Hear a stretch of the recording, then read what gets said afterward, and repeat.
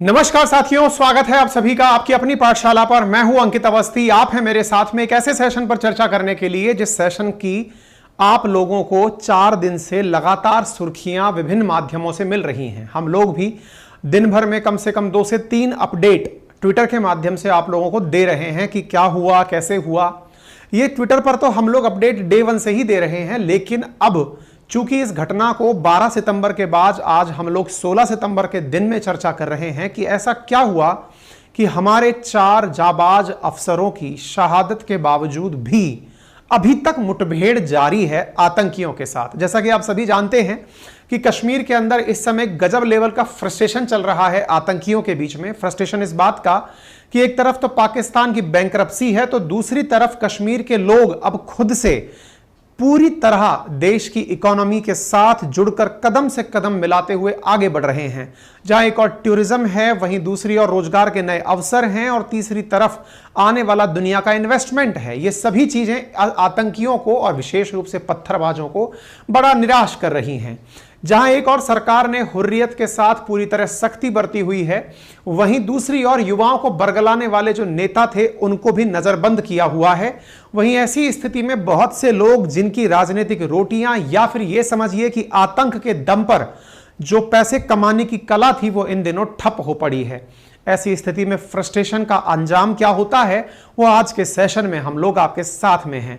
क्योंकि कश्मीर में जो वारदात आप लोग सुन रहे हैं, फिलहाल यह वारदात अपने आप में कश्मीर के अंदर उन लोगों की फ्रस्ट्रेशन का परिणाम है जो लोग कश्मीर की तरक्की के साथ अपने आप को नहीं देख पाए। समटाइम्स ऐसा होता है, कहते हैं खिसियानी बिल्ली खंबा नोचती है। ये कुछ उस तरह की ही हिमाकत है जो आतंकियों के द्वारा की गई है, क्योंकि असल मायने में वो लगातार जो प्रयास कर रहे थे पत्थरबाजों को भड़काने का, लगातार मेन स्ट्रीम मीडिया के माध्यम से यह दिखाने का कि देखिए कश्मीर कितना परेशान है, कितना तंग है। आज कश्मीर से खबरें आती हैं कि यहां अब तक का सबसे बड़ा टूरिज्म आ चुका है, लोग बड़ी मात्रा में इन्वेस्टमेंट कर रहे हैं। तो यह अपने आप में बहुत सारे लोगों के लिए काफी नेगेटिव है।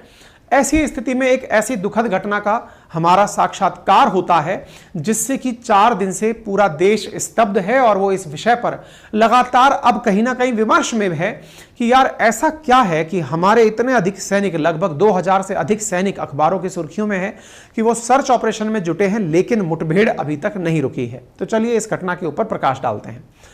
आपके सामने कुछ तस्वीरें हैं, शुरुआत उनसे जिन्होंने हमारे देश के लिए अपने प्राणों की बलि दे दी। देखिए, वास्तविकता यह है कि आज के जीवन में कोई व्यक्ति अपनी जेब से निकालकर मददगार को पैसे ना दे, लेकिन ये वो जाबाज अधिकारी सिपाही हैं जिन्होंने देश के लिए अपने प्राणों की बलि हंसते हंसते दे दी। इन जाबाज सिपाहियों और सेना के अधिकारियों को, पुलिस के अधिकारियों को पूरा अंकित परिवार, अपनी पाठशाला टीम लगातार लंबे समय से सल्यूट करती आ रही है और ये मानती है कि आपकी वजह से ही हम देश के विभिन्न कोनों में लोग जो अपना अपना काम कर रहे हैं सकुशल तरीके से, वो आपके बदौलत है, आपके दम पर है। क्योंकि आप लोगों ने हमें ये सुरक्षा दी है, तो हम आपको अपनी तरफ से श्रद्धा सुमन अर्पित करते हैं और आपके इस बलिदान को जाया नहीं होने दिया जाएगा। साथियों, कुछ तस्वीरें हैं जो दर्शाती हैं कि कैसे एक पूरा परिवार किस प्रकार से अपने जब बच्चे को सेना के अंदर भेजता है और भेजने के बाद जब अपने बच्चे को वो पूरी तरह देश के लिए समर्पित कर देता है, तो संभवतया कुछ ऐसी ही तस्वीरें निकल कर आती हैं। आप हैं शहीद कर्नल मनप्रीत सिंह के बेटे, जिन्हें आप यहाँ पर अपने पिताजी को सलाम करते हुए देख रहे हैं, पार्थिव देह को सलाम करते हुए देख रहे हैं। आप इस तस्वीर को देख करके मन में कई तरह के पिक्चर्स पाल सकते हैं। बस एक बार मैं तो इतना ही कहूँगा कि इस तस्वीर में जब हम किसी भी तरफ अपने आप को देखते हैं, चाहे इस तरफ या दूसरी तरफ, अपने आप में रूह कांप उठती है। कैसा कलेजा होगा इन परिवारजनों का, ये कितने वीर होंगे ये परिवारजन, ये इनके इस भाव से ही स्पष्ट होता है। एक और तस्वीर है जहां पर पूरे गांव वाले कर्नल मनप्रीत सिंह की अंतिम यात्रा में उनके साथ हैं। और साथियों, ये बात बहुत बड़ी भी है, क्योंकि असल मायने में एक शहीद को और जो लोग शहादत के लिए अपने सिर पर कफन बांधकर बॉर्डर पर खड़े हैं, उनके लिए भी ये बहुत बड़ा मोटिवेशन है कि मेरी मौत एक यादगार होगी। जाना इस मृत्युलोक से सबको है, लेकिन वो लोग जो जीते जी अमर हो गए, आप वो हैं। और ऐसे लोगों को पूरी दुनिया हमेशा याद रखे, सम्मान बरकरार रहे, यही हमारे वीरों का असली हौसला है। मेरे प्यारे साथियों, शहीदों की जहां बात हो वहीं पर शहीद कर्नल मनप्रीत सिंह की श्रद्धांजलि के अंदर आप लोगों को देख रहे हैं। ठीक इसी प्रकार से शहीद मेजर जो आशीष हैं, उनकी माताजी को आप देख सकते हैं, जो कि अपने साथ प्रणाम की मुद्रा में अपने बेटे की अंतिम यात्रा में साथ साथ चल रही हैं। अंतिम यात्रा में माताजी सलाम कर रही हैं और कह रही हैं कि मैं अपने बच्चे के जाने पर रोऊंगी नहीं। एक माँ के द्वारा, एक बेटे के द्वारा ये जो दृश्य हैं, ये आपके अंदर तक बहुत ज़्यादा अंदर की गहराइयों तक झकझोरने वाले हैं। मेरे प्यारे साथियों, यहाँ माता जी कहती हैं कि मैंने शेर बेटे को जन्म दिया था, वो देश का बेटा था, मैं रोऊंगी नहीं, उसे सल्यूट करूंगी, झोली में लूंगी अपने बेटे को, स्वागत करूंगी उसका। ये शायद किसी वीर को जनने वाली जो वीर माताएं हैं, उन्हीं के अंदर का कलेजा होगा, जो इस तरह के दृश्य को भी अपने आंखों में बिल्कुल ओझल नहीं होने देना चाहती कि मेरा वीर बेटा था, गया है तो मैं इस बात पर क्यों रोऊंगी, मेरा शेर था वो। ये कलेजा है, तभी आज हिंदुस्तान सुरक्षित है। हमें लगता है कि हमारे देश की माताएं बहनें, वास्तविकता में आप जैसों की वजह से ही हमारे देश के अंदर हर व्यक्ति अपने आप को देश का अभिन्न हिस्सा मानकर देश को ऊंचाइयों तक ले जाने के लिए सदा संघर्षशील बना हुआ है। ऐसे ही एक और दृश्य आया जिसमें जम्मू कश्मीर पुलिस के एक डीएसपी हुमायूं, जब वो अंतिम क्षणों में थे तो अपनी पत्नी को कॉल करके, वीडियो कॉल करके कहते हैं कि मुझे गोली लगी है, शायद मैं बच ना पाऊं, बेटे का ख्याल रखना। ये दृश्य किसी फिल्म के अंदर देखकर भी आपको जब उद्विग्न कर देता है, परेशान कर देता है, लेकिन जब विचार केवल आप कल्पनाओं में भी करते हैं कि ये रियल है, एक डीएसपी जिसके फादर खुद आईजी पद से रिटायर्ड हुए हैं, अपने बेटे के द्वारा अपनी बेटे की जो पत्नी है उनको आए हुए इस कॉल से आप विचार करिए कि क्या अवस्था रही होगी। स्थिति ये कि जब शहीद को गोली लगी है, उस समय भी जब फोर्स उनको ढूंढ रही है तो ऐसे स्थान पर थे वो कि उन्हें सर्च ऑपरेशन के माध्यम से ढूंढने में भी 6 घंटे लगे, डेड बॉडी को भी ढूंढने में 6 घंटे लगे। ये सभी दृश्यों ने संपूर्ण भारत को पूरी तरह से अपनी तरफ, एक तरह से समझिए कि स्तब्ध करके रखा हुआ है, और हर किसी के अंदर एक ही भाव है कि अल्टीमेटली इन लोगों का क्या इलाज किया जाए। निश्चित ही हम लोग इनका इलाज करेंगे, लेकिन ये कुछ क्षण ऐसे आते हैं जो हम सबको सोचने के लिए पुनः विवश करते हैं कि क्या कमी रह गई थी भारत के प्यार में, जहां पर कुछ ऐसे आतंकी भी पनप गए जिन्होंने इस तरह के दृश्यों को जन्म दिया। मेरे प्यारे साथियों, आप यहां पर जो तस्वीरें देख रहे हैं, ये तस्वीरें उस डीएसपी के पिता की हैं जिन्होंने इस शरीर को छोड़ दिया है, जो खुद आईजी के पद से पुलिस से रिटायर्ड हुए हैं। ये सभी तस्वीरें अपने आप में आप तीनों को आज हर किसी के मोबाइल पर या तो वॉलपेपर बना चुकी हैं, स्टेटस मैसेज बना चुकी हैं, और सब अपने अपने लेवल पर इन सभी को श्रद्धासुमन अर्पित कर रहे हैं। फिर एक बड़ा सवाल खड़ा होता है, और वो ये है कि आज 16 सितंबर के दिन भी 4 दिन से मुठभेड़ चल रही है। 2000 जवान आज भी उन आतंकियों को तलाश रहे हैं जिन्होंने इस घटना को अंजाम दिया। खबर है कि इनमें से 2 आतंकी मारे जा चुके हैं, 2 आतंकियों की तलाश जारी है। तो फिर आपके दिमाग में सवाल आएगा, ऐसा भी क्या है कि ये अब तक मारे ना जा सके, और कौन आतंकी हैं जिन्होंने इस घटना को अंजाम दिया? तो चलिए आगे चलते हैं। कश्मीर एनकाउंटर के अंदर 50 से ज्यादा घंटे बीत चुके हैं। अभी तक सुनने में आ रहा है कि अभी तक 3 जो हैं वो आतंकी, 2 या 3 का फिगर चल रहा है। और ऐसी स्थिति में जब ये तलाश की जाती है कि जब 2 मुठभेड़ों में 3 अफसर और 2 जवान शहीद हो चुके हैं, तो ऐसी स्थिति में क्यों इतनी देरी हो रही है? तो चलिए मैं आपको थोड़ा मैप के माध्यम से बताने का प्रयास करता हूं कि ये घटना कहां की है, और जब इस घटना की हम बात करते हैं तो इस घटना के साथ अपने आप को संबद्ध करते हैं। इधर देखिए आप जम्मू कश्मीर का मैप देख रहे हैं। यहां पर कश्मीर में अगर आप देखें तो आपको श्रीनगर के साथ में लगा हुआ ये जो पुलवामा, शोपिया, कुलगाम और अनंतनाग, ये जिले दिखाई देते हैं। ये श्रीनगर के साथ लगे हुए अनंतनाग जगह आपको दिखाई देते हैं, जो अनंतनाग लोकसभा कॉन्स्टिट्यूएंसी से आते हैं। घटना इसी जगह की है, अनंतनाग की घटना है। अनंतनाग को अगर आप ध्यान से देखें तो यहां पर झेलम नदी का भी प्रवाह दिखाया गया है। अब जब आप इसको देखते हैं तो यहां की खूबसूरत वादियां एक बार के लिए ही आपका मन मोह लेती हैं कि कितना खूबसूरत दृश्य है यहां। लेकिन यही दृश्य आतंकियों के लिए पनाहगार बना हुआ है। आप जब इन ऊंचे ऊंचे पहाड़ों को देखते हैं और इन पर लगे हुए इन लंबे लंबे पौधों को, पेड़ों को देखते हैं, तो इससे आपको यह समझना आसान हो जाता होगा कि इन गहराइयों में अगर इन पौधों की आड़ में अगर कोई व्यक्ति छिपा हो तो उसको सर्च करने के लिए संभवतया ऊपर से भेजा गया ड्रोन, क्योंकि पेड़ इतने सघन हैं, पेड़ों के बीच में ऐसी घाटियां हैं, इस प्रकार के स्थान हैं कि ढूंढना बहुत मुश्किल हो जाता है। आप पेड़ों की सघनता को देखकर अंदाजा लगा सकते हैं कि आतंकी इन पेड़ों के पीछे कहां छिपकर बैठे होंगे। यह अपने आप में एक बड़ा टास्क है। आप देख सकते हैं किस तरह से नदी बहते हुए इस स्वर्ग में से निकल रही है, लेकिन कुछ आतंकियों ने इस रेस्क्यू ऑपरेशन को तंग कर दिया है। आप देखिए किस प्रकार से यहाँ के स्थान हैं, यहाँ पर जिन आतंकियों की तलाश जारी है, इस तरह के कठिन और दुर्गम मार्ग से होकर के उनकी तलाश की जा रही है। साथियों, यहाँ पर सिपाही, सैनिक, पुलिस और सब फोर्सेस अपने अपने लेवल पर इन जगहों की तलाश कर रहे हैं। इन गहरे स्थानों पर लगातार सर्च जारी है।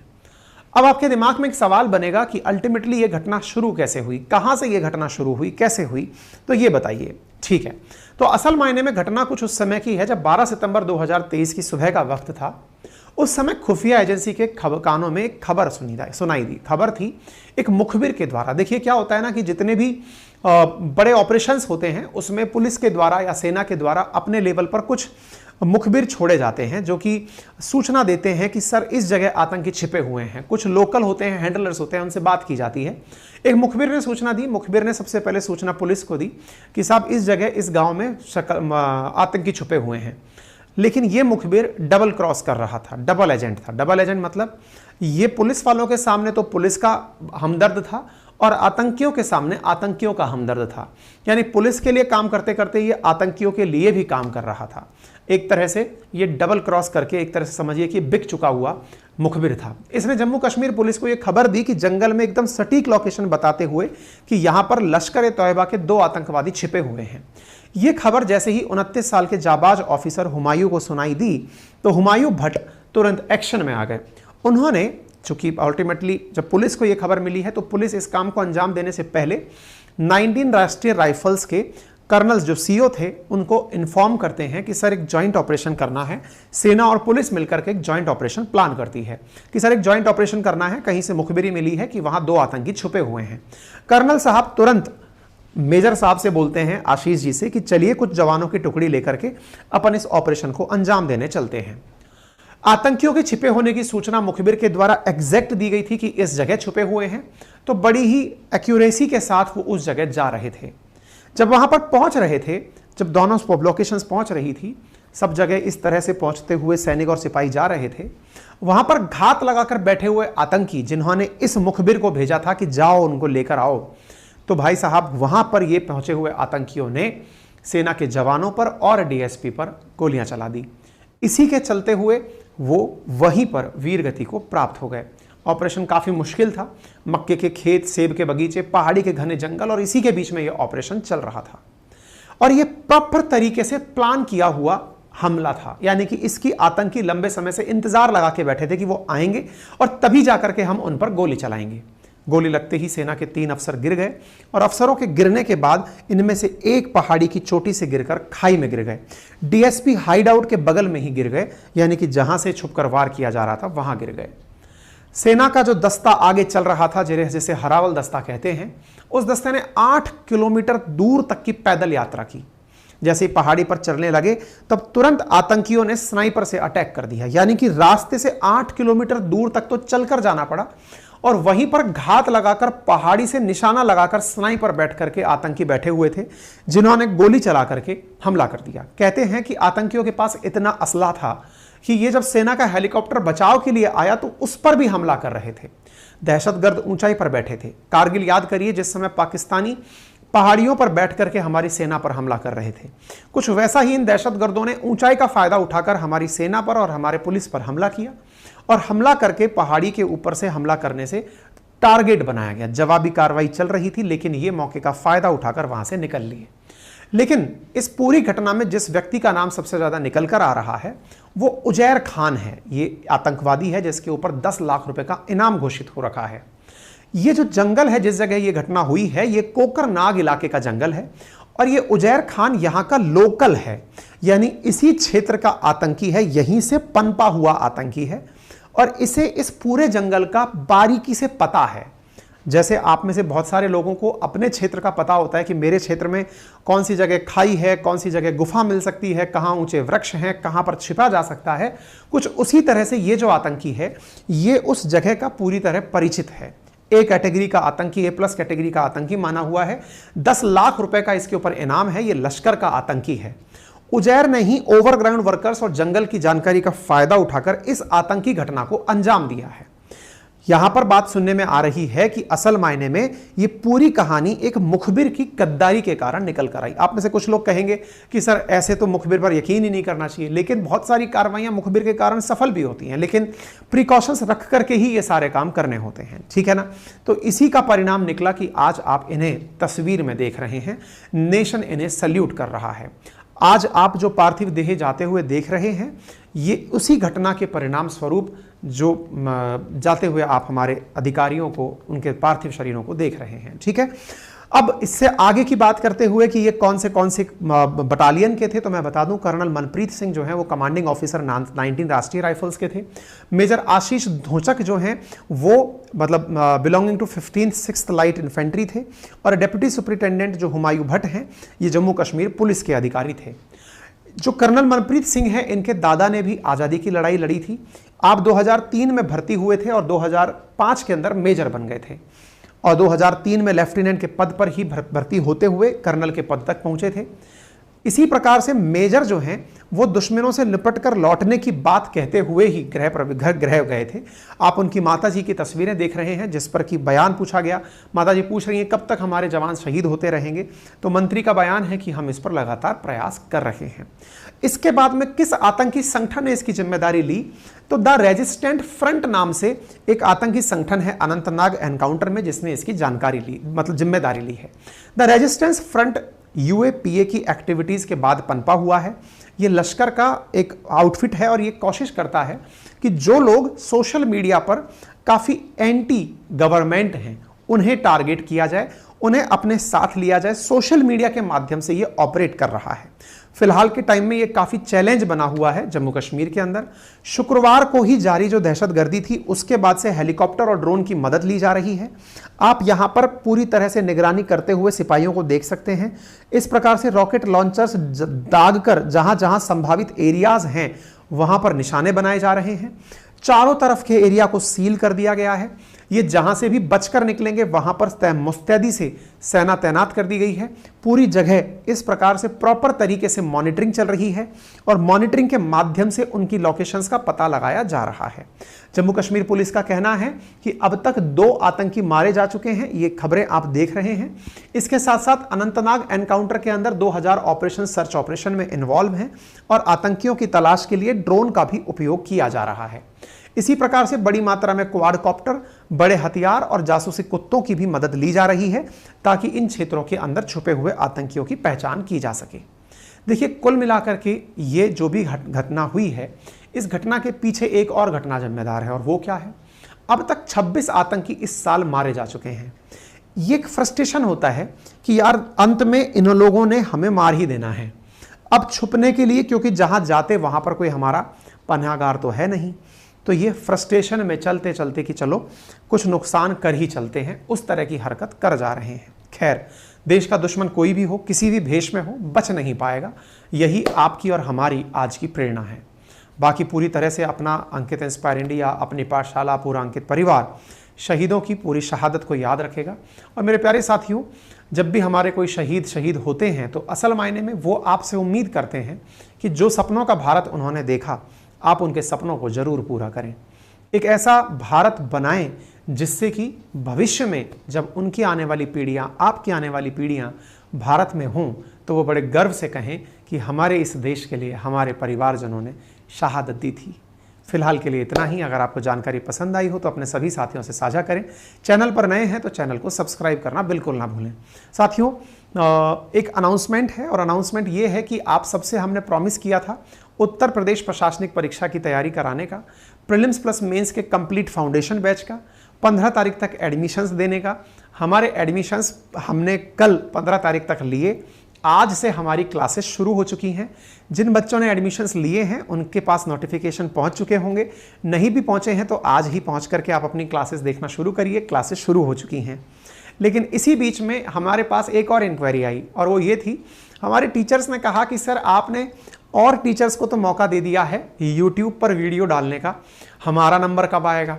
मैंने कहा भाई वो डेमो वीडियो थे, हमने डेमो वीडियो डाल दिए, आप बताइए। बोले सर नहीं हमारा भी नंबर आना चाहिए। तो मैंने कहा भाई आपका नंबर आना चाहिए तो फिर डेमो का मतलब क्या रह जाएगा? तो उन्होंने कहा सर हमारी भी क्लासेस होनी चाहिए, क्योंकि सब टीचर्स को आप लोगों के पास यूट्यूब के माध्यम से पहुंचने का बहुत ज़बरदस्त मंशा है कि नहीं हमें भी पहुंचना है। तो इसी क्रम में आपको इसी सेशन के तुरंत बाद आज हिंदी का डेमो मिलने जा रहा है। आप हिंदी का डेमो देखें, कल इकोनॉमिक्स का डेमो मिलने जा रहा है, परसों रीजनिंग का डेमो मिलने जा रहा है। इसी क्रम में जितने भी सब्जेक्ट्स हैं हमारे टीचर्स आपके सामने यूट्यूब पर आते हुए यूपीपीसीएस में कौन कैसे आपके लिए जिम्मेदारी निभाएगा वो दिखाने जा रहे हैं। फिर एक सवाल हमारी टीम का बना कि सर ये लोग जब डेमो दिखा देंगे तो बच्चों के मन में आ रही है एडमिशन लेने की, कल रात तक भी जो एडमिशन लेने के लिए परेशान थे उनका क्या करें? तो हमने निर्धारित किया है कि 19 तारीख तक, गणेश चतुर्थी तक हम आपको डेमो देंगे। डेमो का सेशन जारी रहेगा और 19 तक यदि आप में से कोई और साथी भी जुड़ना चाहता है तो वो सहर्ष जुड़ सकता है। बाकी हमारी क्लासेस आज से शुरू हो चुकी हैं। 15 तक ही हमने एडमिशन्स की बात कहा था, लेकिन चूंकि हमें अपने टीचर्स की भी बात माननी है, क्योंकि सबने कहा कि सर हमें भी यूट्यूब पर जाना है, आपने पहली बार टीचर्स यूट्यूब पर उतारे हैं, हमें भी उतारिए। तो हमने कहा ठीक है सर आप भी चलिए। तो इस प्रकार से हम दोनों तरह से बाध्य हैं। इस बीच में अगर आप में से कोई और साथी जुड़ना चाहता है तो उसका मोस्ट वेलकम है। जो क्लासेस निकल रही हैं वो क्लासेस उन्हें हूबहू प्राप्त हो जाएंगी। ठीक है, बहुत ही अच्छे से हमारी तैयारियां चल रही हैं। अब जरूरी जानकारी नंबर 2 जान लीजिए। मेरे प्यारे साथियों, आपको बताते हुए हमें खुशी हो रही है कि राजस्थान प्रशासनिक परीक्षा का एग्जाम 1 अक्टूबर को होने जा रहा है। ऐसी स्थिति में अब हम एक स्टेट पीसीएस के लिए डेडिकेटेड चैनल लॉन्च कर रहे हैं। इस डेडिकेटेड चैनल का नाम स्टेट पीएससी ही होगा, यानी अपनी पाठशाला स्टेट पीएससी, जिसमें चाहे राजस्थान प्रशासनिक परीक्षा हो, उत्तर प्रदेश प्रशासनिक परीक्षा हो और भविष्य में चाहे फिर बिहार, मध्य प्रदेश, हिमाचल प्रदेश, हरियाणा, जहां जहां की भी प्रशासनिक परीक्षाएं होंगी उन्हें ध्यान में रखते हुए वहां पर कंटेंट डाला जाएगा। तो ऐसी स्थिति में आपसे गुजारिश है कि आप लोग अभी, हमारी टीम आपके साथ में वो लिंक शेयर कर देगी, आप उस लिंक के माध्यम से उस चैनल को ज्वाइन कर लें, क्योंकि राजस्थान प्रशासनिक परीक्षा 1 अक्टूबर को ध्यान में रखते हुए हमारे द्वारा कल से लगातार परीक्षा के दिन तक मैराथन क्लासेस चलाई जा रही हैं और वो क्लासेस आप लोगों के क्विक रिवीजन के लिए हैं। सब्जेक्ट के सारे टीचर्स अपने लेवल पर आपका रिवीजन कराएंगे, चाहे फिर वो रीजनिंग की लेक्चर हों, चाहे फिर वो हिस्ट्री के हों, चाहे फिर वो मैथ्स के हों, फिर चाहे करंट अफेयर्स के हों, साइंस एंड टेक्नोलॉजी के हों, हिस्ट्री के हों, ज्योग्राफी, किसी के भी हों। सारे लेक्चर्स आपको 1 अक्टूबर तक लगातार वहां पर मैराथन के रूप में हमारे यूट्यूब चैनल अपनी पाठशाला स्टेट पीसीएस पर उपलब्ध होंगे। तो आपके सामने वो चैनल शेयर किया जा रहा है और उस यूट्यूब चैनल को सब्सक्राइब कर लें, ताकि भविष्य में आपके लिए वो चैनल हमेशा काम की चीज बना रहे। फिलहाल के लिए इतना ही। अपना ख्याल रखें। धन्यवाद।